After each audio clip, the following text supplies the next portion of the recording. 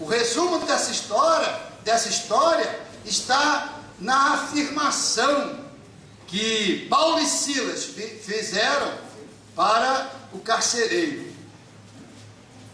Eles disseram: crê no Senhor Jesus e serás salvo, tu e a tua casa. Então, o que nós queremos dizer para vocês que querem ver a casa de vocês sendo salva é isto: crê no Senhor Jesus e serás salvo, tu e a tua casa. Tu e a tua casa. Atos capítulo 16, 31.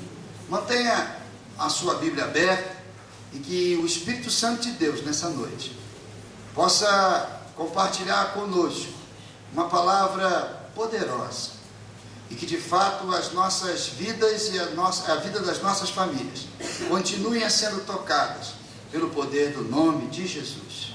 Amém. Irmãos, a igreja de Filipos iniciou na casa de uma mulher chamada Lídia.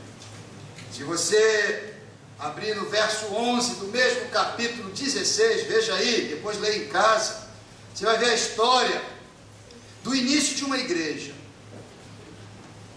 A igreja de Filipos começou na casa de Lídia e também na casa do carcereiro. O evangelho do reino de Deus tem como ambiente inicial, guarde isso, as nossas casas. A igreja primitiva reuniu-se nas casas dos irmãos. Se você pegar a história da igreja no capítulo 2, 3 de Atos, você vai ver que a igreja não começou na esquina, que a igreja não começou na praça, que a igreja não começou no melhor prédio da cidade, que a igreja não começou em lugares preparados para receber o povo. Não, a igreja foi inaugurada nas casas. A casa, então, é o ambiente que Jesus quer habitar.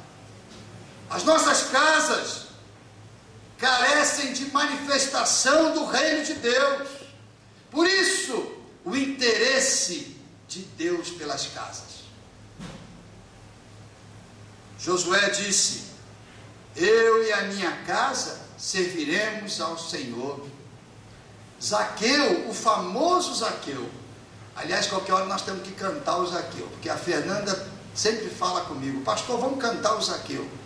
Então domingo que vem nós vamos cantar o Zaqueu. O Zaqueu ficou famoso, não por causa da canção, mas porque um dia Zaqueu convidou Jesus, ou melhor, Jesus convidou Zaqueu para ir na casa de Zaqueu.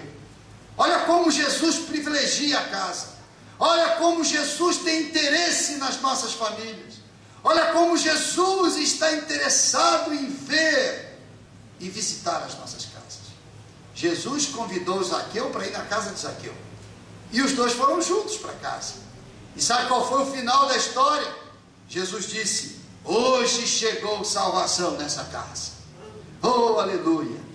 Eu espero que nessa noite você se sinta cada vez mais fortalecido em levar Jesus para a sua casa, em abrir as portas e as janelas da sua casa para receber Jesus, mesmo que a sua família ainda não sirva a Jesus, mas você serve a Jesus. Portanto, a sua casa também servirá a Jesus. Você pode dizer isso: a minha casa servirá a Jesus. Você precisa desenvolver cada vez mais esse desejo. Você precisa se comprometer em orar pela sua família. Você precisa se comprometer em ser um cristão valoroso, para que de fato a sua casa seja tocada pelo amor de Jesus. No capítulo 16, no versículo 11 do livro de Atos, nós vamos encontrar a salvação entrando na casa de Lídia. E a Bíblia diz, e aí você pode abrir e conferir, e você vai ver que quando a gente fala que a casa é grande, nós vamos ver isso aqui no capítulo 16, versículo 11, diz da conversão de Lídia. E no versículo 15 diz assim: ela e as pessoas da sua casa foram batizadas. Depois Lídia convidou Paulo e Silas dizendo: venham ficar na minha casa, se é que vocês acham que de fato eu creio no Senhor. Então nós temos aqui uma manifestação da bênção de Deus na nossa família. Meus queridos, nossas casas precisam ser ambientes cheios da presença do reino de Deus. Elas precisam ser saturadas pela presença, pela santidade, pela justiça, pela alegria, pela paz, enfim, pela bênção de Deus. As nossas famílias são alvos de ataques malignos. As nossas casas são atacadas pelo mal. E, infelizmente, e aí, por favor, entenda o que eu vou dizer. Não pegue isso ao pé da letra e depois vai dizer que o pastor é contra a televisão. Não sou, não, porque eu assisto televisão, gosto de ver televisão.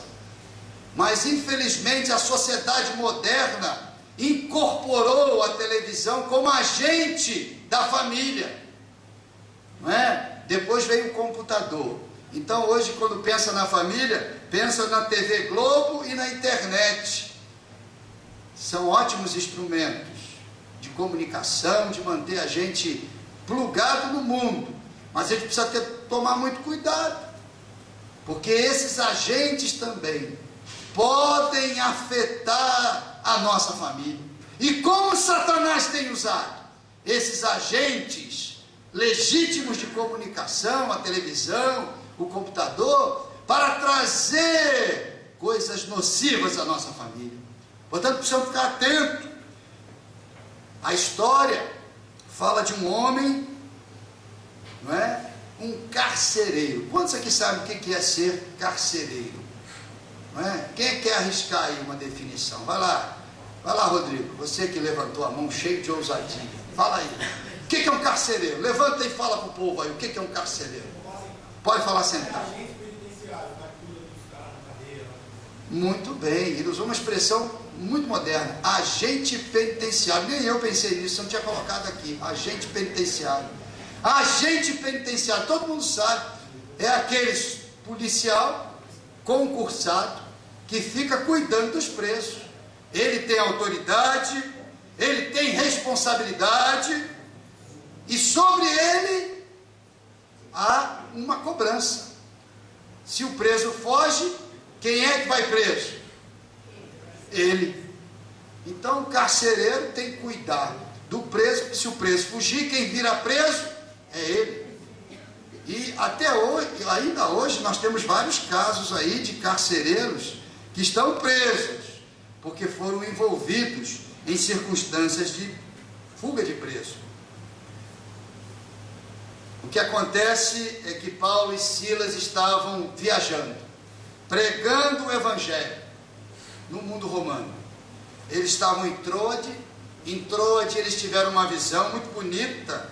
É aquela visão que aparece um homem e diz: passa a Macedônia e nos ajuda. Eles chegam a Filipos, a principal cidade da Macedônia. E só para você ter um pouco mais de informação, Filipos é uma cidade muito especial. Ela foi fundada por Filipe o Grande. Filipe é pai de Alexandre, por isso que a cidade é Filipos. Eles encontraram inicialmente um grupo de mulheres reunidas para orar. Lá não havia sinagoga de judeus, então nós não tínhamos ninguém temente a Deus naquela cidade. E Paulo e Silas começam a pregar. E por causa da pregação, eles foram presos. Foram presos, espancados, metidos na prisão. E eles foram cruelmente amarrados. E quem amarrou foi o carcereiro. No versículo 24 do capítulo 16 diz: depois de receber essa ordem, o carcereiro jogou-os numa cela que ficava no fundo da cadeia e prendeu os pés deles entre dois blocos de madeira. Então eles estavam terrivelmente presos. eles estavam mais presos do que os presos de hoje. Porque os presos de hoje ficam soltos na cela. Mas eles estavam numa cela lá no fundo, estavam presos na cela, e além de presos, além da contenção da cela, eles ainda estavam amarrados num tronco. O texto diz que mais ou menos meia-noite, enquanto Paulo e Silas estavam orando e cantando, houve um terremoto. As irmãs cantam uma canção inspirada nesse texto. Gente, me chama a atenção esse terremoto. Esse terremoto não aconteceu porque a terra tinha que tremer. Esse terremoto não é resultado de um movimento das camadas subterrâneas, porque a ciência explica o terremoto. Tanto explica que hoje nós temos sistemas muito modernos de prevenção. O oceano está lotado de sondas, radares, para identificar a possibilidade dos abalos sísmicos. Esse terremoto não estava previsto. Esse terremoto aconteceu porque Deus estava interessado em salvar o carcereiro e a sua família. Isso significa que o amor de Jesus é tão intenso que Ele é capaz de fazer um terremoto para salvar você e a sua casa. O amor de Jesus é tão grande que Ele é capaz de mover céus e terra e até o inferno para resgatar uma pessoa. Portanto, não se abale, não desista, não esmoreça pela salvação dos seus queridos. O que aconteceu aqui foi algo fantástico. Mas eu quero chamar a atenção de vocês para a atitude de Paulo e Silas. Primeiro, Paulo e Silas estavam pregando. Paulo e Silas não estavam viajando assim, fazendo um cruzeiro, passeando, não. Paulo e Silas estavam envolvidos na pregação do Evangelho. E eu gosto muito de olhar para os primeiros capítulos de Atos, e Atos dos Apóstolos tem esse título, porque o livro de Atos dos Apóstolos conta as ações dos apóstolos. E eu acho que se eu pudesse dar uma sugestão para o Espírito Santo, eu daria o seguinte: coloca o nome do livro de Atos dos Apóstolos movidos pelo Espírito Santo, porque foi o Espírito Santo que moveu todas as coisas aqui. O Espírito Santo aqui está com toda a liberdade para ir e vir, para levar e trazer. Foi o que aconteceu com o diácono Filipe. Filipe foi, evangelizou o eunuco, voltou, e agora a gente tem Paulo e Silas viajando, pregando o Evangelho. A atitude de Paulo e Silas também foi determinante para que o terremoto pudesse promover a salvação. O texto diz que mais ou menos meia-noite, Paulo e Silas estavam orando e cantando. Gente, dá para imaginar dois pregadores, servos do Senhor, presos numa prisão porque estavam pregando. E aí presta atenção, eles não estavam presos porque fizeram coisa errada, não. Eles estavam presos porque estavam pregando o Evangelho. Eles não estavam presos porque eles cometeram algum crime. Hoje em dia a gente vê algumas pessoas sendo presas aí, até pregadores, e porque fizeram coisa errada. E aí querem se justificar. Mas Paulo e Silas também foram presos. Esses dois aqui estavam presos porque estavam pregando o Evangelho. Não é porque eles deram um calote na praça. Não é porque eles fizeram ações fraudulentas. Não é porque eles enganaram pessoas. Não é porque eles desviaram dinheiro. Não, eles estavam presos porque eles estavam pregando o Evangelho. Então eles estavam presos de forma injusta. Mas mesmo assim, a atitude deles era a atitude mais correta possível, e a atitude que Deus espera de todos nós. Quando passamos por tribulações, quando somos presos por dificuldades, a nossa atitude qual deve ser? Orar e cantar. Oh, aleluia! Você consegue, querido? Você consegue, querida? Quando você passa por aflição, você consegue orar e cantar? Você consegue? Paulo e Silas conseguiram. E eles lá estavam orando e cantando. E sabe o que aconteceu? Aquela cadeia virou uma igreja. Porque o texto diz que os outros presos estavam escutando, estavam assistindo, estavam participando. Paulo e Silas promoveram um culto de louvor e adoração ao Senhor na cadeia. E lá pela meia-noite veio um terremoto. E o terremoto acordou o carcereiro. Diz o texto que quando aconteceu o terremoto, o carcereiro acordou. Enquanto Paulo e Silas estavam cantando e orando, o carcereiro estava dormindo. A Bíblia não diz, mas dá para perceber que o carcereiro não se interessou muito pela canção e pela oração, não. Tem muita gente que enquanto está cantando e está orando, deixa a vida me levar, a vida leva eu. Não é assim que a turma está cantando por aí? Você está orando, você está cantando, você está evangelizando e ninguém está prestando atenção em nada.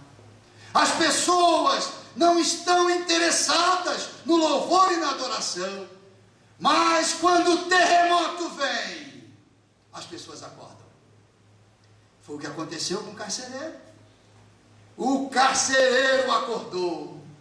O carcereiro percebeu que as coisas tinham ficado complicadas. E aí diz o texto que ele ficou desesperado. Desesperado. Sabe por quê? Porque a vida dele estava em jogo. Ele agora estava diante de uma situação muito complicada. Como é que eu vou dar conta dos meus prisioneiros? Porque a Bíblia diz que tudo acabou. Até as cadeias caíram, as correntes caíram dos pés e das mãos dos presos. O terremoto foi intenso. Estava todo mundo solto. E aí o carcereiro acordado diante daquela circunstância desesperadora, ele teve uma atitude que todo desesperado tem. E quem sabe nessa noite, você até se identifica com esse carcereiro. Quem sabe nessa noite, o Espírito Santo trouxe você aqui para ouvir essa mensagem, porque você tem vivido tempos de desespero na sua vida. O carcereiro, quando percebeu a circunstância difícil, o que diz a Bíblia? Ele pegou a sua arma, que naquela época não era revólver, não era pistola, era lança. Ele pega e atenta contra a sua própria vida. E aí, desesperado, ele toma a decisão de morrer. Mas neste exato momento, Deus abriu a porta do Evangelho para um carcereiro que não dava nenhum valor para a mensagem, para um carcereiro que com certeza não temia ao Senhor, que zombava de Jesus, mas que agora, no meio do desespero, se vê diante de uma oportunidade e diante do amor de Jesus por ele. Irmãos, aqui cabe uma reflexão para nós que somos salvos. Nós precisamos desenvolver compaixão, nós precisamos desenvolver interesse por aqueles que não estão interessados no Evangelho. Você tem interesse por aqueles que não estão interessados no Evangelho? Você tem interesse? Você ora por eles? É interessante a atitude de Paulo e Silas. Paulo e Silas sabiam? O carcereiro prendeu a gente. O carcereiro não foi solidário com a gente, pelo contrário, colocou a gente na cela solitária lá no fundo. Mas Paulo e Silas, quando precisaram se apresentaram com compaixão, com amor, com interesse. Portanto, nós aprendemos nesse momento que o amor de Deus vai além dos nossos interesses. Porque o interesse de Deus é que todos, diga todos, todos, até os desinteressados, conheçam o amor de Jesus. Portanto, talvez você viva um ambiente de desinteressados. Talvez você diga: pastor, o meu pai é um desinteressado, a minha mãe também é, meus irmãos, pastor, só eu, pastor. E eu sei que aqui temos irmãos assim. Talvez você, minha irmã, diga: pastor, só está falando do meu marido. Meu irmão, eu não estou tendo revelação não, eu sei que é assim mesmo, muita gente desinteressada. Mas quero te dizer uma coisa agora, pelo poder do nome de Jesus. Jesus quer salvar os desinteressados. O carcereiro não tinha nenhum interesse, mas pode ser que venha um terremoto sobre você, e aí o evangelho de Jesus vai se manifestar. Oh, Paulo e Silas estavam lá. Quando começou a tremer, eles não ficaram desesperados, pelo contrário, eles até, talvez Paulo tenha dito para Silas: oh, é agora que o poder de Deus vai se manifestar nessa cadeia, é agora que o reino de Deus vai chegar, é agora que nós vamos ver a conversão desse povo. Paulo e Silas estavam profundamente interessados na conversão das pessoas. Vocês estão assim? Olha, queridos, nós temos orado, nós queremos ver muita gente sendo conhecida e conhecendo o reino de Deus. Oh, aleluia! Muita gente pensa que o reino de Deus é só para os justos, não é só para os bonzinhos. Mas Jesus disse que Ele veio para quem necessita dEle. Jesus veio para aqueles que se perderam. Jesus veio para aqueles que estão longe da casa do meu Pai, ovelhas perdidas da casa de meu Pai. Foi assim lá na cruz, vocês se lembram? Na hora da morte, no momento de dor, no momento de aflição, um ladrão olha para Jesus e suplica por salvação. E o que é que Jesus disse? Hoje mesmo estarás comigo no paraíso. Oh, é o amor de Jesus revelado, é o amor de Jesus transbordado, é o amor de Jesus manifesto para todos nós. Queridos, de forma objetiva, nós podemos tirar aqui uma primeira lição. Jesus precisa hoje de pessoas como Paulo e Silas para anunciar a salvação. Paulo e Silas estavam cumprindo a ordem de Jesus para pregar o evangelho a toda criatura. E essa ordem foi dada lá em Marcos 16, versículo 15: ide por todo mundo e pregai o evangelho a toda criatura. Fosse César, fosse um rabino judeu, ou até um carcereiro em Filipos, todos eles mereciam ouvir o evangelho da salvação. Quantos de nós teriam visto aquela situação como uma oportunidade? Você precisa ficar atento aos terremotos que os seus amigos enfrentam. Você precisa ficar atento aos terremotos que até mesmo você passa junto com eles. Você precisa ficar atento. Quem sabe não é uma maneira que Deus está levantando para trazer salvação na sua casa. Paulo e Silas, se não estivessem atentos, teriam atitudes como nós, estariam resmungando. Talvez Paulo pegasse o celular lá na cadeia e ligasse: pastor, teve um maior terremoto aqui, pastor. Ô, pastor, está maior confusão aqui na cadeia, pastor, vem aqui, pastor. Não, Paulo e Silas louvaram ao Senhor. Oh, meu irmão, como esses dois nos ensinam. Paulo e Silas aproveitaram aquela circunstância. Jesus precisa de você para anunciar o evangelho dele para os seus e para toda a cidade de São Roque. Amém. Você crê nisso? Amém. Você quer isso? Amém. Quem sabe lá na sua empresa, nos seus relacionamentos. A segunda lição é que muita gente na hora do terremoto vai perguntar para você, para mim, para todos nós: senhores, o que devo fazer para ser salvo? Porque foi esta pergunta que o carcereiro ou o agente penitenciário, como bem definiu o Rodrigo, fez para Paulo e Silas. Senhores, O que eu devo fazer para ser salvo? Esse é o grito que ecoa na alma das pessoas que estão face a face com o perigo, pessoas que estão com medo da morte, pessoas que estão afetadas pelas tragédias da vida, pessoas que se deparam com o fim. O carcereiro sabia que a sua reputação estaria acabada. E aí, a atitude dele, o suicídio. O que devo fazer para ser salvo? Essa pergunta é a pergunta que o Espírito Santo está colocando a partir de hoje na boca das pessoas que você está orando. Você está preparado para responder essa pergunta? Se o seu pai ou a sua mãe chegar para você hoje e falar: o que devo fazer para ser salvo?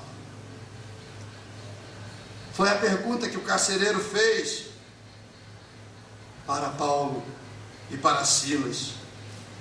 E a partir desse momento, Paulo e Silas, cheios do Espírito Santo, começaram a explicar para o carcereiro e para a sua família qual era o caminho da salvação.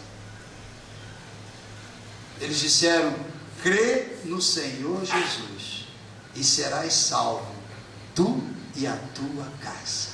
Oh, sermão abençoado! Oh, aleluia! Uma pessoa, um homem, uma mulher, uma criança, um jovem, cheio do Espírito Santo, é um instrumento afiado de Deus para salvar pessoas. Não importa a circunstância. Paulo e Silas estavam presos, tinham acabado de tomar uma surra, estavam com seus corpos afetados pelaquela surra. A Bíblia diz que eles foram açoitados, mas o Espírito Santo habitava de forma plena na vida daqueles dois. E no momento oportuno, no momento que eles foram solicitados, eles tinham a mensagem, eles tinham a palavra: crê no Senhor Jesus e serás salvo, tu e a tua casa. Oh, aleluia! E aqui nós temos, de forma muito rápida, uma explanação do Evangelho de Jesus. Eles disseram: crê no Senhor Jesus. Crê. E aí eu tenho pensado um pouco nisso. Tem muita gente que acredita, mas não crê. Quantos aqui de fato creem no Senhor Jesus? Sem nenhuma dúvida, eu creio. Eu creio. Eu creio que Jesus é poderoso, porque Ele transformou a minha vida. Hoje nós estávamos na classe Caminhando com Jesus e nós falamos sobre isso, da confiança, da certeza de que Jesus é o Senhor da minha vida. O nome Senhor fala da divindade absoluta de Jesus. Cristo é a forma grega do hebraico Messias, que significa ungido. No Novo Testamento, o Novo Testamento diz que Messias é o mesmo que Cristo, lá em João capítulo 1, versículo 41, capítulo 4, versículo 25. O nome de Jesus quer dizer Salvador ungido. Jesus Cristo significa Salvador ungido. Yeshua HaMashiach, o ungido de Deus, para perdoar pecados e para reconciliar o homem com o Senhor. Essa declaração, este fundamento, esmaga tudo que as outras religiões pagãs tentam colocar como fundamento da sua fé. Somente Yeshua HaMashiach, somente Jesus Cristo é poderoso para perdoar pecados, para salvar pessoas e para levar as pessoas ao seu reino. Paulo fez uma explanação. E sabe qual foi o resultado desse momento tão especial? O carcereiro e a sua família creram. e foram batizados. E aqui a gente tem um ensino muito especial, e já estou concluindo, para aquelas pessoas que se convertem.